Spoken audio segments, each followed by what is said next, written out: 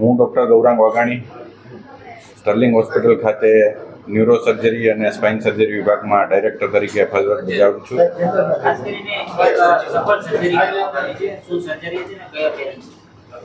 જે આ સર્જરી છે એ મોટો પક્ષઘાતનો હુમલો એટલે કે પેરાલિસિસનો મોટો હુમલો, જેમાં દર્દીની નાના મગજની મુખ્ય ધોરીનસ બંધ થઈ જવાને લીધે દર્દી બેભાન થઈ ગયા હતા અને કોમામાં હતા, વેન્ટિલેટર પર આવી ગયા હતા. તો આવી પરિસ્થિતિમાં જે સ્ટ્રોક રેડી સેન્ટર પાસે જે સારવાર ઉપલબ્ધ હોય એ પ્રમાણે થ્રોમ્બોલિસિસ એટલે કે લોહી પાતળું કરવા દેવાનું ઇન્જેક્શન અને થ્રોમ્બેક્ટોમી, આ બંને સારવાર આપણે દર્દીને ઓફર કરેલી. અને મિકેનિકલ થ્રોમ્બેક્ટોમી નામની જે સારવાર છે એના દ્વારા શસ્ત્રક્રિયા એટલે કે ઓપરેશન, મગજની ખોપડી ખોલ્યા વગર આપણે અત્યાધુનિક પદ્ધતિથી પગના થાપાની જે લોહીની નળી હોય એમાં પ્રવેશી મગજની અંદરથી લોહીનો ગઠ્ઠો આપણે દૂર કરેલો.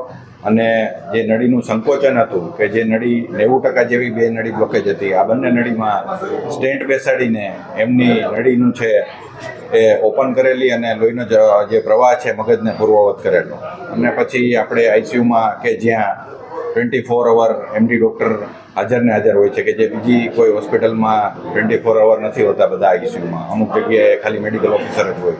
તો આપણે 24 અવર અહીંયા આઈસીયુમાં જે હોય એ અને આઈસીયુના બીજા ડૉક્ટર, ક્રિટિકલ કેરના ડૉક્ટરોને સઘન સારવાર હેઠળ રાખેલ અને દર્દી અને 7 થી 8 દિવસમાં રજા આપેલ. કે જે દર્દી હમણાં તમારી સામે છે અને તમે જોઈ શકશો કે સ્વસ્થ છે, પોતાનું જીવન પોતે નિર્વાહ કરી શકે છે.